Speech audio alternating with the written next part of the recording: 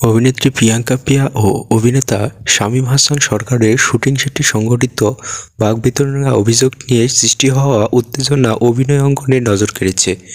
Shooting সেটে প্রিয়াঙ্কা প্রিয়াকে অকথ্য ভাষায় গালাগাল ও দমন করায় অভিযোগ ওঠে শামীম হাসান সরকারের বিরুদ্ধে।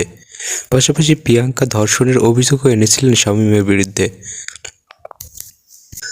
বিষয়টি দ্রুত ফেসবুক সহ বিভিন্ন সামাজিক যোগাযোগ মাধ্যমে ছড়িয়ে পড়লে বিনোদন অঙ্গনের অনেকেই এ বিষয়ে নেতিবাচক মনোভাব প্রকাশ করেন।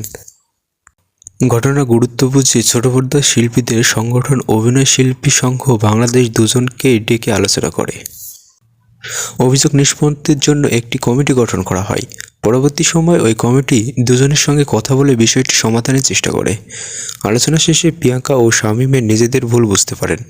শামীম হাসান সরকার গালাগাল ও দুর্ব্যবহারের অভিযোগ স্বীকার করে ক্ষমা প্রার্থনা করেন। তবে ধর্ষণের অভিযোগ প্রিয়াঙ্কার পক্ষ থেকে ঠিক হয়নি বলে জানানো হয়। 10 বছর ধরে অভিনয় জগতে থাকা শামীম একটি ভিডিওতে বার্তায় বলেন, সম্প্রতি প্রিয়াঙ্কার সঙ্গে আমার অভিজ্ঞতা ভালো হয়নি।